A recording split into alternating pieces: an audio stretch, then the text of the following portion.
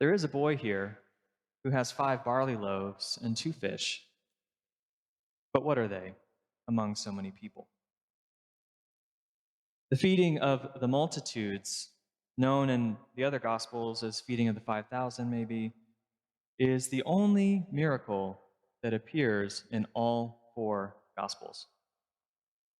This means, pay attention, this is important.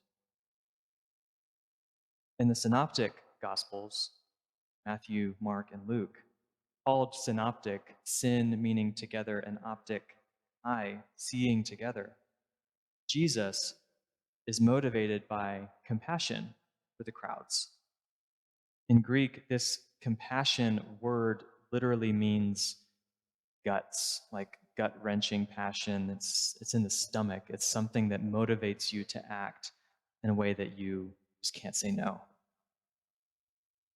In John, though, Jesus is motivated by a desire to provide a sign of his identity as the Son of God, the eternal Word sent by the Father to bring all people into right relationship with God through faith in him.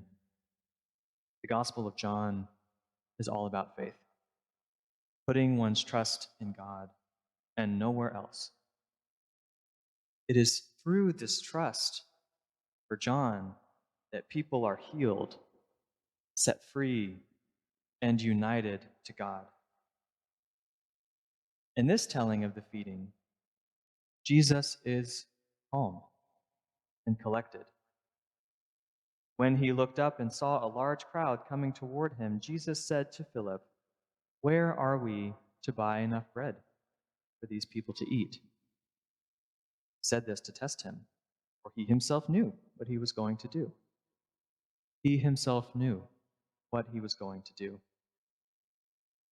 On closer examination, Jesus' question reflects his trust in God.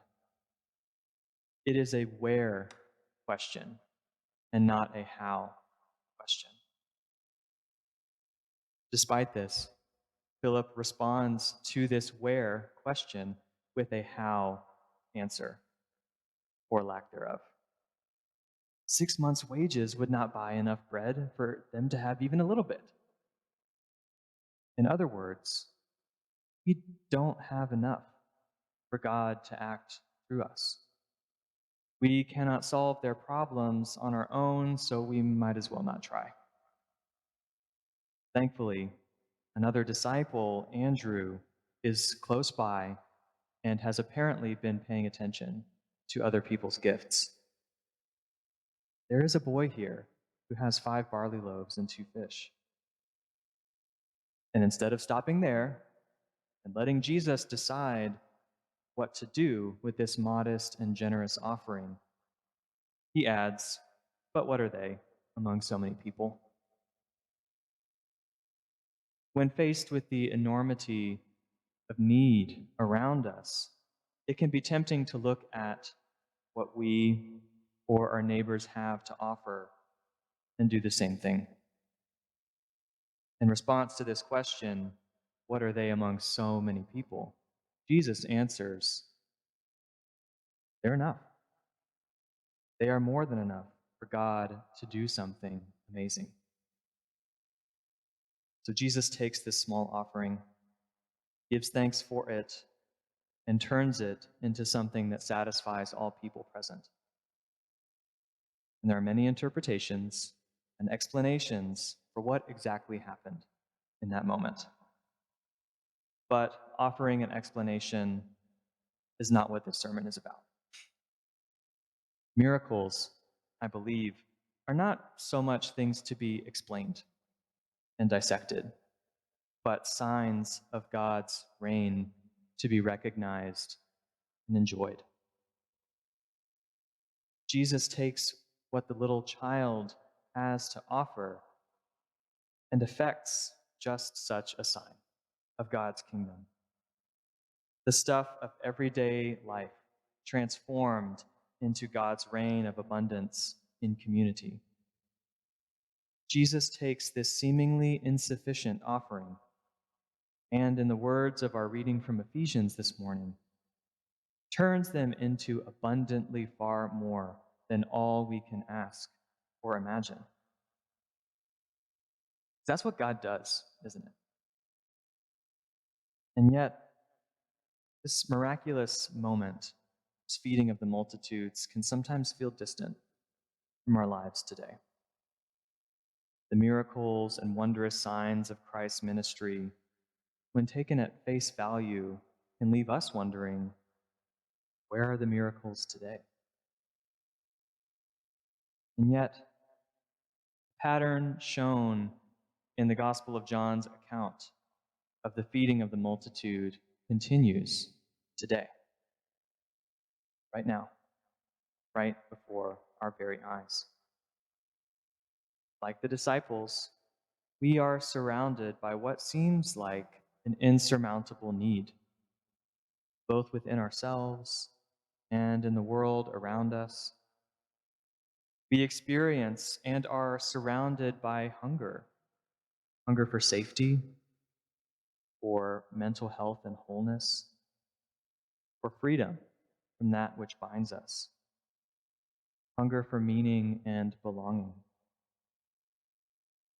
As Christians, of course, we want to respond as Christ did and does, with compassion, that compassion that just hits us. And as human beings, like Philip and Andrew, we are also likely to preempt that compassion with excuses and dismissal. Even half my salary wouldn't come close to solving this problem.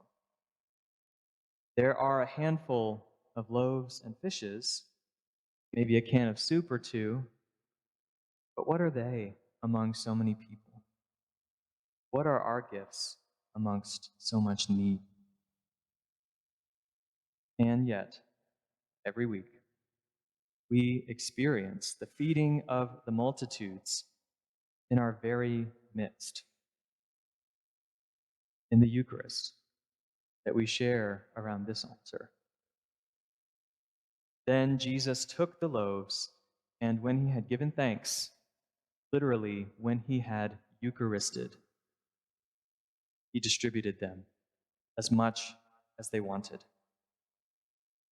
We place on the altar some bread, some wine, our financial gifts, and ourselves, our souls and bodies, our loaves and fish.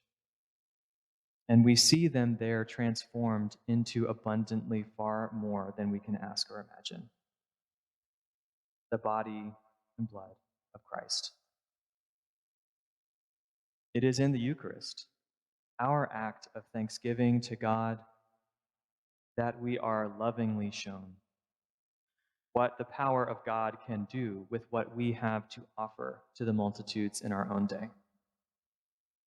And, like the feeding of the multitudes in John, this nothing short of miraculous transformation of bread and wine and our very selves into the living body of Christ exists not for its own sake, as a cool magic trick, but as a sign of God's power and love, a sign that might draw those who do not know God to the knowledge and love of God.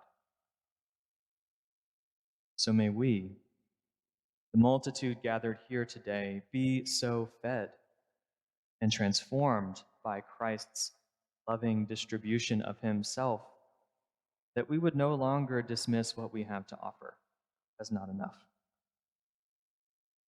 As we look down at the loaves and fishes in our own hands and those of our neighbors, we can confidently respond to the question, but what are they among so many people? We can say, they are enough. They can become abundantly far more than all we can ask or imagine. So can we.